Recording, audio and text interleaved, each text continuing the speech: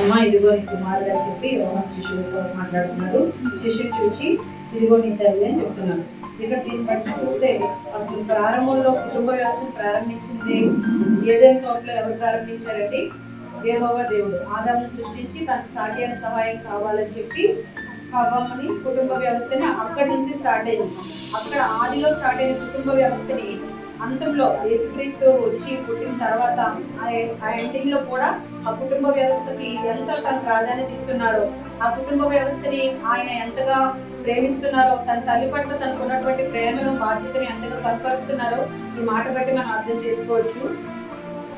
ఆయన సిలువలో అంత ఆరోగ్యాన్ని అనుభవిస్తూ ఇందాక అన్ని తెలియజేస్తుంటే మీకు ఎంతమంది ఎమోషనల్ ఫీల్ అయ్యారో తెలియదు, కానీ నాకైతే కళ్ళలో నీళ్ళు వచ్చినాయి. ఆ మానసిక ముద్ద అలా వస్తూ మన కొరకు అంత అర్హత మనకుందా? ఆయన అంతగా శ్రమ పొంది, ఆయన అంతగా వేదన పడి, ఆయన అంతగా రక్తము చిందించి తన ప్రాణాన్ని అర్పించి మనల్ని రక్షించుకున్నాడు. మనకి అసలు అంత అర్హత ఉందా? మనం దానికి అసలు అర్హులమైన, అంత ప్రేమ పొందుకోవడానికి మనం అర్హులమైన అని చెప్పి నాకైతే చాలా బాధ అనిపించింది. ఆ బాధలో కూడా అంత నరకయాత్ర అనుభవిస్తూ కూడా ఆయన అందరితో మాట్లాడుతూ మనందరి పాపాలు క్షమించండి అని చెప్తూ కూడా తన తల్లి గురించి ఆలోచిస్తున్నాడు. తన తల్లి ఏమైపోతుందో, నేను చనిపోయిన తర్వాత, నేను దేవుడు నాకు అప్పగించిన పని పూర్తి చేసుకొని వెళ్ళిపోయిన తర్వాత నా తల్లి ఏమైపోతుందో అని చెప్పి తన తల్లి గురించి ఆ యాతను అనుభవిస్తూ ఆ బాధలో ఉన్నప్పుడు అన్నీ చెప్పినట్టు ఎంత చిరాకుగా ఉండదు కదా. మనకు చిన్న బీపీ వచ్చినప్పుడు ఎవరిని ఏమనంటే ఎలా వస్తామో, వదిలికి నాకు కూడా చాలా ఎక్స్పీరియన్స్ అన్నమాట. అలాంటిది ఆ స్థితిలో బాగలేకపోయినా, అంత రక్తం చిందిస్తున్న, ఉషిరింట గాయాలు అయినా కూడా ఆయన తన తల్లి గురించి ఆలోచిస్తున్నారు. చిన్నది బాగోకపోతేనే నాకు ఎవరు పలకరించట్లేదు, నన్ను ఎవరు ఆదరించట్లేదు, నన్ను ఎవరు చూడట్లేదు, నా దగ్గరికి ఎవరు రావట్లేదు అని చెప్పి మనం ఎంతగానో బాధపడిపోతాం. అలాంటి బాధ ఆయనకి లేకుండా ఆయన ఆ పరిస్థితిలో కూడా తన తల్లి గురించి, మిగిలినటువంటి తన చుట్టూ ఉన్నటువంటి ఆ ప్రజల గురించి ఆయన ఆలోచిస్తూ తల్లి మీద తనకు ఉన్నటువంటి ఆ ప్రేమను ఆయన కనబరుస్తున్నారు. నిర్గమకాండం 20:12 చూసినట్లయితే మీ తల్లిదండ్రులను మీరు సన్మానించగలనని ఉంటుంది. తీకండి, నేను చెప్పేస్తాను, ఎందుకంటే టైం అయిపోతుంది కాబట్టి. నీ తల్లిని నీ తండ్రిని సన్మానించాలి. ఆ మాటకు ముందు ఆయన నీ తల్లిని నీ తండ్రిని సన్మానిస్తే ఏం జరుగుతుందో కూడా ఆయన తెలియజేస్తున్నారు. నీవు భూమి మీద దీర్ఘాయుష్మంతుడు అగినట్లు నీ తల్లిని నీ తండ్రిని సన్మానించాలి. మన యేసయ్య ఎంత గొప్పవాడంటే, దేవుడు ఎంత గొప్పవాడంటే ఒక ఆజ్ఞ మనకి విధిస్తూ దాని ముందు ఒక బ్లెస్సింగ్ కూడా పడుతున్నాడు. ఒకవేళ ఆ బ్లెస్సింగ్ కోసమైనా మనం ఆజ్ఞ పాటిస్తామేమో. నీవు భూమి మీద దీర్ఘాయుష్, ఎవరికైనా ఆయుష్ బ్రతుకు మీద ఆశ ఉంటుంది కదండి. చిన్నది బాధపడి గొప్ప బ్రతుకుని హాస్పిటల్కి వెళ్ళిపోతాం, ట్రీట్మెంట్ తీసుకుంటాం, మందులు తీసుకుంటాం, ఎక్కువ కాలం బ్రతకాలి, మనం మంచిగా బ్రతకాలి అని అందరూ ఆశపడతాం.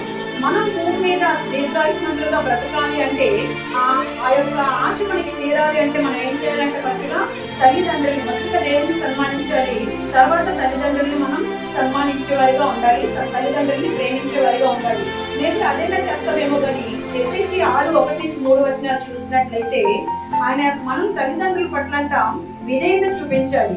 విధేయత చూపించాలి అంటే చాలా కష్టం. మేబీ ప్రేమిస్తాము, మన లవ్ ని పేరెంట్స్ మీద ఎక్స్ప్రెస్ చేస్తాము, కానీ వారికి విధేయులుగా ఉండాలి అంటే మనకి చాలా కష్టం. కొంతవరకు వింటాము, కొంతవరకు ఇగో ఈ మా జెరూషియా, మా బబ్లియా ఉన్నాడు, ఒక్కొక్కసారి మా పుష్పకి నాకు ఎదురు సమాధానం చెప్తా ఉంటారు. చిన్నపిల్లలే, వాళ్ళకి ఏం తెలియకపోవచ్చు, కానీ కంటిన్యూస్ గా తల్లిదండ్రుల పట్ల విధేయత కనపరచడం అనేది చిన్నప్పటి నుంచే అది ఎవరికి చేత కాదు. మా జో మొన్నటి వరకు నా మాట బాగానే వినిగాడు. ఈ మధ్య ఏం చేస్తున్నాడంటే, ఇంకా నీ మాట వినాలా, ఇంకా నీ పట్ల నేను విధేయత కలిగి ఉండాలా, ఇంకా నీ దగ్గర నేను బొమ్మలా ఉండాలా, ఇంకా నువ్వు చెప్పినట్టే నేను ఆడాలా అనేసి అంటా ఉంటాడు అన్నమాట. ఇప్పుడు అంటే విధేయత కనపరచడం, ఒక ఏళ్ళు మనం ఒబీడియంట్ గా ఉండడం అనేది చాలా కష్టమైన పని. అలాంటిది అలా మనం తల్లిదండ్రుల పట్ల ఆ విధేయత మనం కనపరిచినట్లయితే అక్కడ ఏం జరుగుతుందని తెలియజేస్తున్నాడంటే, నీకు మేలు కలుగునట్లు, నీకు మేలు కావాలంటే మనం అందరం కూడా మంచిగా ఉండాలని కోరుకుంటాం కదండి. మనకి ఏదైనా మేలు కావాలి, మన జీవితంలో మంచి జరగాలి, మనం ఎప్పుడు సంతోషంగా ఉండాలి, మనకు అన్ని ఆశీర్వాదాలు కావాలి, మనం కోరుకున్నది జరగాలి, మనం అనుకున్నది అన్ని సాధించాలి, మన జీవితం సంతృప్తికరంగా సాగిపోవాలి అంటే మనం మన తల్లిదండ్రుల పట్ల విధేయత కనపరచాలి. దేవుడు ఏదైతే తెలియజేస్తున్నాడో ఈ మాట ప్రకారం తన బాధ్యత నెరవేరుస్తూ మనకి మన తల్లిదండ్రుల విషయంలో మనకున్నటువంటి బాధ్యత, మనం తల్లిదండ్రులను సన్మానిస్తూ, తల్లిదండ్రులను ప్రేమిస్తూ, తల్లిదండ్రుల ఎడలంట మనం విధేయత కనపరచాలి. మన రిలేషన్షిప్ లో మనం ఎలా ఉంటున్నామో, మన ఫ్యామిలీలో మనం ఎలా ఉంటున్నామో ఆయన చూస్తాడంటండి.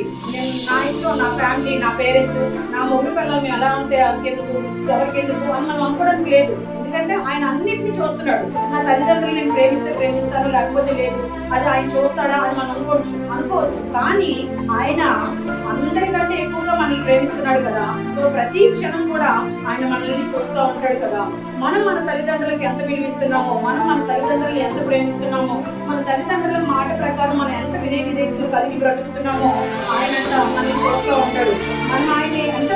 మనం పర్సనల్ ఫ్యామిలీ అని ఎలా అనుకుంటామో మనం కూడా ఆయన పర్సనలే. అనుకుంటే కదా ఆయన అంతగా ప్రాణాన్ని అర్పించి అంతగా రక్తాన్ని చిందించాడు అంటే మనం ఆయన పర్సనలే కదా. ఆయన మనల్ని పర్సనల్ గా ప్రేమించడం బట్టే కదా. మనం పుట్టక ముందే, మన పాప చేయకముందే, మన ఈ లోపలికి రాకముందే మన గురించి ఆయన అంత ప్రాణత్యాగం చేసి ఎంతో ప్రయత్నం ఇచ్చి మనల్ని ఆయన రక్షణతో కొనుక్కున్నారు.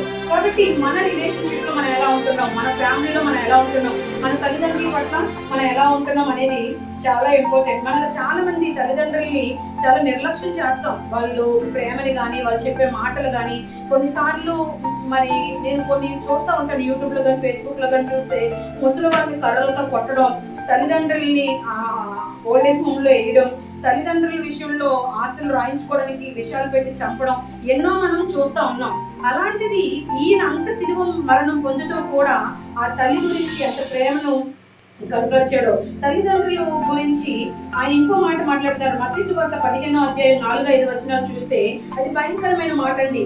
తల్లిదండ్రులను దూషించు వాని గురించి ఆయన ఒక భయంకరమైన మాట మాట్లాడుతున్నారు.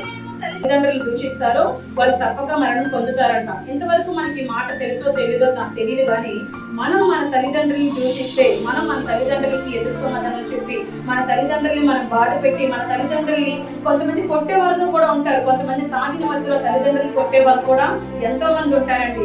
కానీ ఇక్కడ వాక్యం ఏం తెలియజేస్తుందంటే తల్లిదండ్రులు దూషించే వాడంట తప్పక మరణశిక్ష పొందగలడు. సో ఇది వాక్యం ఎప్పుడు నిరర్ధకం అయిపోదు కదండి.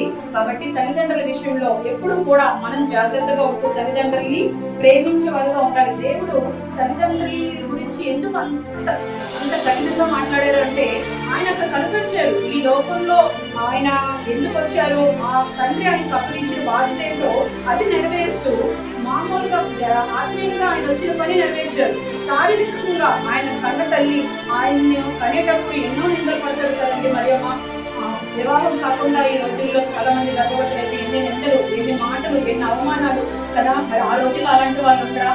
ఆమెను చుట్టుకోటి మాటలని, ఆమెను నోటుకొచ్చినట్టు నిందించి, ఆమె పరిశుద్ధాత్మ ద్వారా గర్భం ధరించింది, దేవతలకు వచ్చి ఆమెకు దర్శనం ఇచ్చింది అని చెప్పి ఆమెకు తెలుసు. అక్కడ ఉన్నటువంటి కొంతమంది ఆత్మీయులు తెలుసుండొచ్చు, కానీ అక్కడ కూడా రాబందులు లాంటి మాటలు విసిరే వాళ్ళు ఉంటారు. అక్కడ కూడా నోటుకొచ్చినటువంటి మాట్లాడే వాళ్ళు ఉంటారు. అక్కడ కూడా తన శ్రమల పాలు చేసే వాళ్ళు ఉంటారు. లేనిపోయిన నిందలు, లేనిపోయిన మాటలు అనే వాళ్ళు ఉంటారు. అవన్నీ సహిస్తూ, అవన్నీ భరిస్తూ తనని గర్భంలో మోసి తనని కని తనని పెంచింది ఆ తల్లి అంటే తండ్రి మర్చిపోతాడండి? యేసే మర్చిపోతాడా? ఆయన మర్చిపోయేవాడు కాదు. ఆయన యెషయా 49:6 వచనంలో తెలియజేస్తాడు కదా, నీ తల్లి అయినా నిన్ను మర్చినేమో గానీ నేను నిన్న మగను, చూడుము నీ అరచేతుల మీదనే నేను చెక్కి ఉన్నాను. ఆయన మన యొడలే అంత ప్రేమను కనపరుస్తుంటే ఆ తల్లి యొడలో కూడా ఆయన కనపరుస్తాడు కదండి. ఆ తల్లి పొందిన శ్రమను తను పుట్టినప్పటి నుంచి తనను పెంచి తన బాధ్యతను తను నెరవేర్చింది కదా, ఆ తల్లిని ఎలా మర్చిపోతాడు? సో అలా మర్చిపోకుండా నేను వెళ్ళిపోయిన తర్వాత నా ప్లేస్ రీప్లేస్ అవ్వాలి, నేను ఇక్కడి నుంచి వెళ్ళిపోయిన తర్వాత నా ప్లేస్ లోకి నా తల్లిని చూసుకోవడానికి ఎవరో ఒకరు రావాలి అని చెప్పి అక్కడ తన ప్రియమైన శిష్యుడు, తను ఎంతగానో ప్రేమించిన శిష్యుడైనటువంటి యోహానుని ఆయన ఏర్పాటు చేసుకున్నాడండి. యోహానుని ఎందుకు ఆయన ఏర్పాటు చేసుకున్నాడు? ఎంతో మంది 12 మంది శిష్యులు ఉన్నారు కదా, ఆయన మాత్రమే అక్కడ ఎందుకు ఏర్పాటు చేసుకున్నాడు అంటే యోహాను ఆయన దగ్గర ఎంతో నమ్మకంగా ఉన్నాడంట. ఆయన విషయంలో ఎంతో నమ్మకత్వాన్ని కనపరుచుకున్నాడంట. ఎప్పుడైతే ఆ పేతురు యోహాను చేపలు పట్టిన దగ్గర నుంచి మీరు నన్ను వెంబడించండి అని చెప్పి యేసుక్రీస్తు అని పిలిచారో అప్పటి నుంచి కూడా ఆ చివరి క్షణం వరకు కూడా నమ్మకంగా యేసును వెన్నంటి ఉండేటువంటి శిష్యులు ఉన్నటువంటి చాలా మంది శిష్యులు యేసును ఎదుగునని దొంగడండి పేతురు. యేసు చనిపోయే ముందు చల్లా చెదరైపోయారండి మిగతా శిష్యులు. యేసును బంధించినప్పుడు ఒక్కొక్క ప్లేస్ వెళ్ళి దాక్కున్నారండి. చాలా మంది శిష్యులు వాళ్ళు ఏమైపోతారో, మమ్మల్ని కూడా బంధిస్తారేమో, మేము కూడా ఆయన శిష్యులు అని చెప్తే మమ్మల్ని కూడా శిక్షించి మమ్మల్ని కూడా సిలిపేస్తారేమో పారిపోయి ఒక్కొక్కరు ఒక్క చోట దాక్కుని ఆయన ఏం చేస్తారని దూరం నుండి చూసిన వాళ్ళు ఉన్నారేమో. కానీ ఈయనంటే మాత్రం చాలా నమ్మకంగా ఉండి యేసుక్రీస్తు యొక్క నమ్మకాన్ని కనపరుచుకున్నాడు. కాబట్టి ఆయన తల్లిని, ఆయన ప్రేమించిన తల్లిని, తన ప్రాణంగా తన పేరు పెట్టి కన్న తల్లిని ఆ యొక్క శిష్యుడైనటువంటి యోహానికి ఆయన అప్పగించడం జరుగుతుందండి. మనం కూడా మనకి ఆశ ఉంటుంది, యేసుక్రీస్తు రాజ్యవ్యాప్తిలో మనం వాడబడాలి, ఆయన కొరకు సువార్తలు వాడబడాలి, సంఘంలో పరిచర్యలో వాడబడాలి, మనం కూడా అలా జీవించాలి అని అనుకుంటే ఆ యొక్క యోహాను ఏ నమ్మకత్వాన్ని అయితే కనపరిచాడో అదే నమ్మకత్వాన్ని మనం కనపరిచినట్లయితే దేవుడు మనల్ని కూడా ఒక పాత్రగా వాడుకుంటాడండి.